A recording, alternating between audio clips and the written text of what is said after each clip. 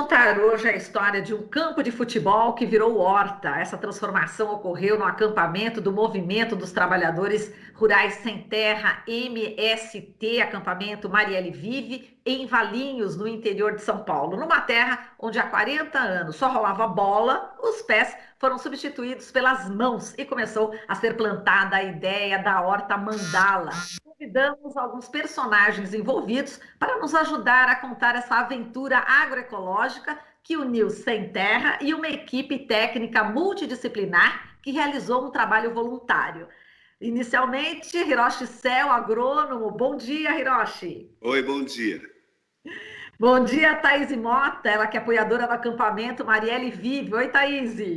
Bom dia, Marilu. Bom dia, ouvintes da Rádio Brasil Atual e TVT. Bom dia, e bom dia, Sueli Oliveira, que é moradora do acampamento Marielle Vive. Oi, Sueli, bom dia.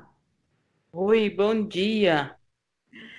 Bom, eu vou começar essa conversa aqui com o Hiroshi, né, que é o agrônomo, ele que inclusive teve muitos ensinamentos da Ana Maria Primavesi, né, ela que é pioneira da agroecologia no Brasil, e ele vai poder contar um pouco para a gente como é que ele conseguiu aí, junto com a equipe, transformar esse solo, né, de um campo de futebol que foi muito pisoteado aí, né, pelas pessoas, pelos jogadores, como é que ele conseguiu ressuscitar esse solo. E parece que eu vi uma live sua, Hiroshi, você inclusive tem um pedaço dessa terra, parecia uma pedra, não é isso, Hiroshi? Eu trouxe aqui, ó, eu deixo aqui de lembrança esse torrão de terra aqui, bem duro e morto, para mostrar que tudo pode retornar, a vida pode retornar. E como é que você conseguiu fazer essa transformação, né? Desse solo que parecia uma pedra, virar um solo fértil e produzir alimentos, verduras, legumes, etc. Olha, você sabe que a primeira vez que eu plantei horta na minha vida, eu tinha 20 anos de idade, eu tinha minha avó do meu lado. Essa terra era um estacionamento de tratores lá em Piracicaba, na Escola de Agricultura da USP. E através da experiência dessa minha avózinha, dessa minha avó, eu transformei esse estacionamento de trator em horta também, que durante 4 anos da minha graduação, essa horta me ajudou a estudar, porque a gente vendia verdura e tinha um restaurante que era abastecido por essa horta. Então, essa minha primeira experiência foi tão assim importante, porque eu entendi que nenhum solo é morto. Todo solo é recuperável. Porque, na verdade, todo solo um dia foi pedra na história da evolução dos solos, né? Então, o que nós fazemos é acelerar essa evolução, porque em algum momento na história de todo solo, ele foi morto. Um dia ele não tinha vida. Então, o que nós temos que fazer é reintroduzir a vida. Eu sempre digo, né? Se você quer criar minhoca, não precisa colocar ovos de minhoca na sua terra. Se você quer criar barata na sua casa, precisa trazer ovos de barata na sua casa? Responda. Não. Tem que fazer o que na sua casa? Criar condições para o barata. Sim. Deixa bem sujo, não limpa, joga comida para todo lado, aparece a barata, né? Isso. Assim também é a minhoca. Não precisa trazer ovos de minhoca. Você cria um ambiente favorável para ela que ela aparece. Não é assim? Exato. É verdade. E, Hiroshi, e aí como é que foi essa ideia de fazer essa horta em forma de mandala? Mas antes de chegar lá, eu quero dizer assim, Diga. ao conhecer o acampamento, eu percebi assim que aprendi lá com eles mesmo que a beleza e a produção é uma forma de resistência. E enquanto eles são acampamento, eles estão numa situação muito frágil, porque está em litígio, está, né, na justiça, reintegra, não reintegra, fica uma coisa tensa.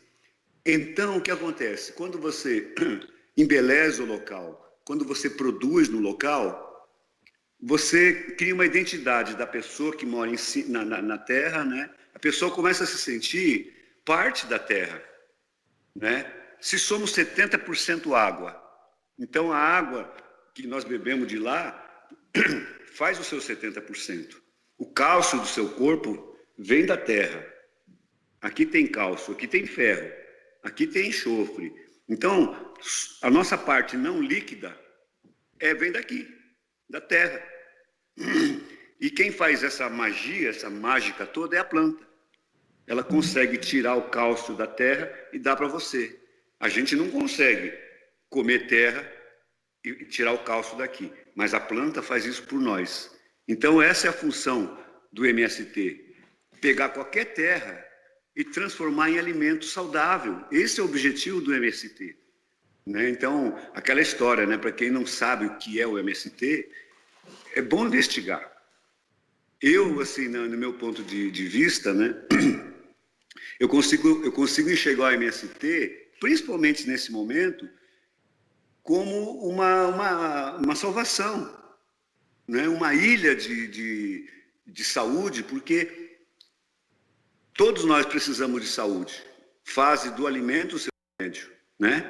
Um alimento plantado sem veneno, plantado com amor. Quando a gente come uma verdura que vem lá do Marielle, a gente consegue sentir o amor da Sueli, que ela acorda cedinho, vai lá cuidar das plantinhas, tira o mato, vai molhar, vai zelar. Eu aposto que ela conhece cada canteiro ali. Eu sei porque eu tenho horta aqui, eu conheço cada verdura aqui do meu quintal. Não é assim, Sueli? Com certeza, mestre, com certeza. O Hiroshi já passou a bola aí, estamos falando de um campo de futebol que virou horta, a gente pega a bola, passa para a Sueli. E Sueli, o que você aprendeu além da horta, né? Queria que você falasse dessa experiência com o Hiroshi, com a Thaís e com essa equipe técnica multidisciplinar. Eu queria que você falasse dessa experiência sua, para você, como é que foi, o que você aprendeu, muito além da horta. Gente, dessa horta eu ganhei assim renovei a minha vida. Renovei a minha vida, as minhas esperanças, os meus sonhos, os meus projetos. E eu acho que diante do conhecimento de mestre Hiroshi e Thaís, a gente tem um caminho amplo para poder crescer, desenvolver, aproveitar esse conhecimento, sabe? Que antes de MST eu não tinha isso, eu era presa a compromissos que não me direcionavam, não abria o leque. Mas com a convivência com esse casal de mestres maravilhosos, eles trouxeram para nós essa mandala, onde ali é uma escola de agroecologia, de vida saudável, de vida de verdade, né? É isso que a gente está aprendendo e está tentando construir dentro do Marielle. E ali a comunidade nossa é uma comunidade com perfil bastante urbano, então tem muitas pessoas que não conhecem como planta, que não sabem o que é um pezinho de feijão. E diante desse trabalho, a gente está conseguindo levar isso para a nossa comunidade, tá? Quanto ao MST, isso é uma escola, assim, sabe, que vem abrangendo a nossa região, o nosso povo, trazendo conhecimento da comida saudável, a importância das crianças ter aquele vínculo com a terra, com a horta, sabe? O que tem lá? O que tem plantado? Nós temos hoje repolho, tomate, cenoura, beterraba, alface de vários tipos, sabe? Feijão, fava, a gente colheu bastante fava, nossa, muito bom. Então a gente tem muita coisa. E temos projetos grandes para conseguir ver se a gente consegue plantar agora uma quantidade boa de feijão, milho, mandioca, sabe? E levar para nossa comunidade uma comida saudável, sem agrotóxicos. Está servindo para enriquecer o almoço do dia, é isso? Com certeza, sem dúvida, a gente tá levando uma comida saudável para a nossa comunidade, sabe? Aonde antes era só comida industrializada, o povo não tinha. Hoje não, hoje o pessoal já entra na horta, já colhe, sabe? Uma verdura, já colhe um tempero, já colhe ervas medicinais que a gente já tem plantado também. Então, isso é saúde, né? Para nossa comunidade. Sim. E esse local também é muito simbólico para você, não é, Sueli? Tem uma história aí que eu sei, né, familiar, que tem por trás desse Sim, local aí, né? sim.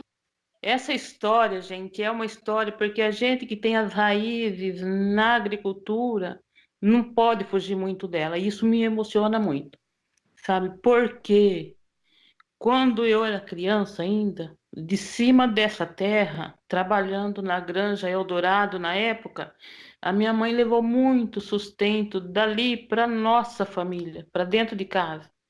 Eu sou uma família de 8 irmãos com pai e mãe, então nessa época minha mãe trabalhava lá e dali de cima da granja mesmo, daquele espaço que era a granja, a minha mãe conseguia tirar o sustento para nossa família, pela subsistência mesmo, sabe?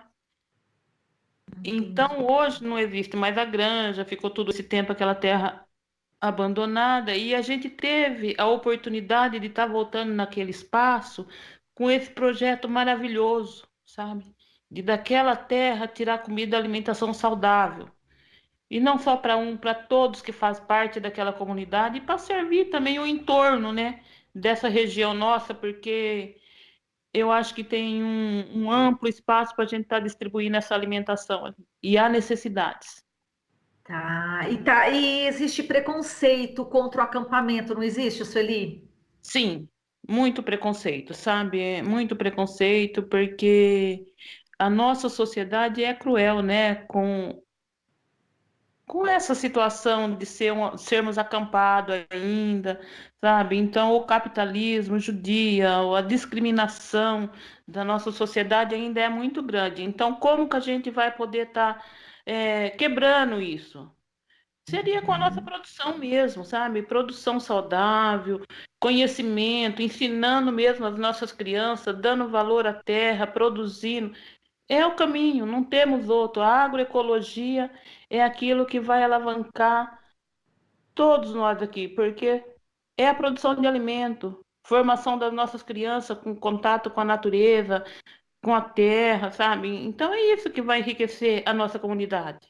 E Thaís, eu sei que você tem aí experiência, vocês ficaram aí, acho que até mais de um ano, né, junto com os acampados aí do Marielle Vive, e você também tem histórias, né, Thaís, em relação a essa questão de perseguição até do movimento dos trabalhadores rurais sem terra. Queria que você contasse um pouco. Pois não. O acampamento Marielle Vive, ele surgiu em abril de 2018, exatamente um mês após a morte de Marielle. Então, nós conhecemos o Marielle em final de março de 2019.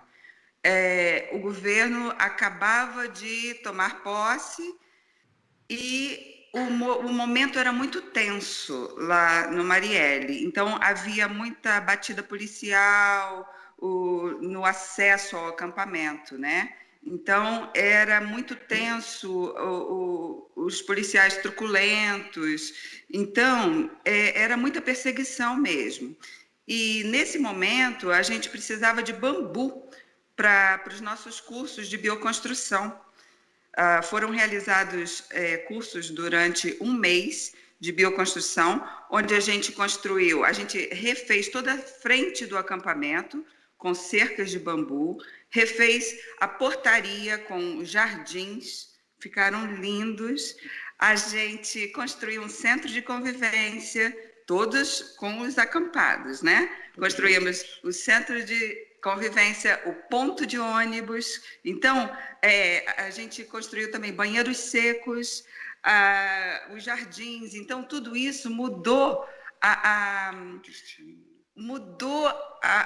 visão, né, que as pessoas de fora, como eles viam o acampamento.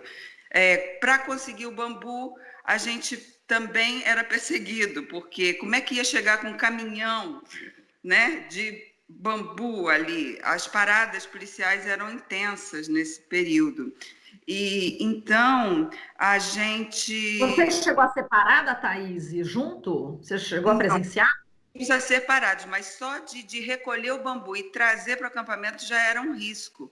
Ah, Então, eu me propus nessa época a ir junto com o pessoal, porque, por incrível que pareça, Marilu, se você tem um branco junto, eu fico até emocionada, mas a abordagem já é outra, sabe? Então, nessa época, eu ia junto com eles para a gente colher bambu e o nosso carro servia de apoio para o caminhão. e aí conseguiram, né, fazer com que o bambu chegasse até o acampamento, né? Quer dizer, E a, é uma forte. e a gente precisava de muito bambu, né, Sueli? Era É, muito bom, a gente precisava. A luta foi muito árdua, sabe? exato. E tá aí a nossa mestra falando tudo isso, que me retorna lá no começo, que não foi nada fácil. Depois tinha perseguição por conta de água, sabe? Muitos companheiros saíam, não podiam voltar porque era confiscado os carros, sabe? Era desrespeitoso o tratamento dos policiais em relação aos acampados naquele tempo. Hoje já melhorou bastante, mas aquele tempo foi muito cruel. Como você falou, Sueli, essa questão da água, vamos passar por Hiroshi. Eu sei que realmente era muito, muito difícil, né, levar água até o acampamento. Eu queria que o Hiroshi relembrasse um pouco esse fato da água também e perguntar para o Hiroshi o que representou para ele fazer esse trabalho, essa horta em forma de mandala nesse acampamento, Hiroshi. Então, mas assim que nós fomos convidados a conhecer o acampamento, a primeira coisa que me chamou a atenção foi uma fila de pessoas indo buscar água lá no barranco, lá na nascente. Davam 600 metros de barranco. E senhorinhas de 70 anos, crianças de 5, 6, 7 anos carregando água, parecia um formigueiro. Sabe, um formigueiro, uma fila de gente levando água para cima. Eu falei, nossa, que coisa, né? E eu lembro que eu falei, lá na Ecovila nós temos uma bomba que serve direitinho aqui, daria certo aqui. E aí, arrumamos essa bomba, começamos a... Mas a bomba precisa de mangueira, né? Aí nós conseguimos 2 quilômetros de mangueira e com essa bomba, que é uma espécie de coração do local, né? Instalamos essa bomba, uma espécie de roda d'água, né? E 2 quilômetros de mangueiras. Começou a levar água lá para cima. Quando a água chegou lá no restaurante, onde é o restaurante deles, né? A 600 metros de distância, e aí o pessoal começou a buscar água lá. E a cozinha se beneficiou também dessa água na porta, né? Então foi um momento assim muito gratificante inclusive assim, em questão financeira, era muito pouco dinheiro para tanto benefício, sabe? Uma bomba que custa R$ 2.000, a mangueira que vai custar uns R$ 2.000, com 5, 6 mil reais dá para resolver a água lá, né? Aí iniciamos uma série de cursos para arrecadar a verba e também para construir essa infraestrutura, né? O salão comunitário, o ponto de ônibus, etc., né? Então, durante o mês de junho inteiro, né? Junho inteiro, de 2019. Durante 4 fins de semana, juntamos lá pessoas, pagantes, que foram aprender a trabalhar com bambu. E nessa ocasião lançamos também a vaquinha, né? Não, foi depois, aí foi para a horta. Sim. Depois é que, atendida essa questão da água emergencial, né? Resolvida a questão da água, a gente então agora podemos pensar na horta, porque a horta sem água não dá, né? Sim. E aí o melhor lugar era o campo de futebol, porque estava bem na entrada e é uma coisa assim emblemática, né? Você entra naquele acampamento e aí de repente você já vê aquela horta incrível, né? E por que escolher a mandala? Porque uma horta comum que você pensa numa horta, você vê quadradinhos assim, né? Aquelas coisas retas assim, né? É uma coisa muito, vamos dizer assim, militar. É uma coisa muito de disciplina e de dominância do homem com o reto, né? Com a coisa reta, né? Então, o redondo, a mandala, ela é mais, vamos dizer assim, obediente às formas da natureza, né? Porque na natureza você não acha nada reto, quadrado, né? Você acha coisas curvas. E a mandala, ao você fazer uma horta arredondada, ela meio que absorve, ela entende que agora ela faz parte da natureza também. Você não está empurrando uma forma humana, você está obedecendo, né? E aí nós fizemos a flor da vida, que é aquela que toda criança sabe fazer com compasso, né? A flor da vida, com 6 pétalas, né? Então fizemos a flor da vida. A moldura dessa flor da vida é banana. Já está produzindo? Já colhemos bananas já. Que coisa linda. Então, a volta foi banana. Depois teve cana para quebrar o vento, né? Feijão. Já estão chupando cana também? Também. Você vê que coisa? E tudo, deixa passar essa pandemia que eu vou lá, deixa passar. Tudo saindo dessa terra aqui, ó. Dessa terra aqui. Muito bem. O Hiroshi, só para a gente encerrar agora que a gente já está no final, o que representou para você, Hiroshi, esse trabalho? Olha, para mim, como profissional, me acendeu uma lâmpada tão grande, sabe por quê? Vou te dizer. Olha a história. Década de 70, quando eu comecei a agricultura orgânica, tinha 3 produtores orgânicos no estado de São Paulo. 3. Suzuki, Estância Demétrica e nós de Piracicaba. 3. Por que eu sei disso? Porque a gente levava para vender em São Paulo, nós 3. Aí, hoje, você olha para a agricultura agroecológica, em todo lugar tem, ou não? Não é? Você vai em qualquer cidadezinha do interior, tem lá um grupo. Década de 70 tinha 3. Hoje, no Brasil todo, a agroecologia, sabe aquilo que não volta mais para trás? Não dá para voltar mais para trás. Depois que você conhece a beleza da agroecologia, a lógica, a inteligência da agroecologia, não dá mais para voltar para trás. Então, por isso me acende essa lâmpada da esperança, porque também tem muita gente que quer plantar, que nem Sueli. E também tem muita terra abandonada por aí, esperando ser acordada para nos alimentar corretamente, para sermos uma grande nação, uma nação onde todo o lixo vira orgânico, onde tem fruta para todos os passarinhos, entende? Tudo isso é possível. E o MST veio para provar isso. Porque eles querem plantar sem veneno, querem produzir alimento de verdade. Então, eu fico muito feliz porque da década de 70 até agora houve uma evolução muito grande e não volta mais para trás. E graças também ao movimento do Sem Terra, isso vai crescer cada vez mais. E a pandemia veio para mostrar isso também. Está tendo muito mais procura agora, não é, Sueli? Sim. Então, e eu na década de 70, gente, saí de uma região do estado do Paraná ainda criança e vim para cá, impulsionado por um capitalismo que a gente não conhecia, era criança ainda. E hoje eu acho que o MST é o caminho para nossa sobrevivência mesmo, de maneira natural, orgânico, conhecimento para todo mundo. Então eu hoje não vejo outra saída para a Sueli se não for esse grupo que me apoiou, que me acolheu, que é onde eu estou aprendendo. Então, é isso. Muito bem, gente. Olha, foi um prazer enorme conversar com vocês, resgatar essa história de extrema importância para o Brasil. Um grande exemplo, unindo o Sem Terra com especialistas, né? Essa junção que resultou nesse grande trabalho. Então, eu quero parabenizar todos e todas aí que participaram desse trabalho. Um abraço para vocês, Hiroshi Cell, agrônomo, Thaís Mota, que é apoiadora do acampamento Marielle Vivo, e também a Sueli Oliveira, que é moradora desse acampamento. Um beijo para vocês, muito obrigada.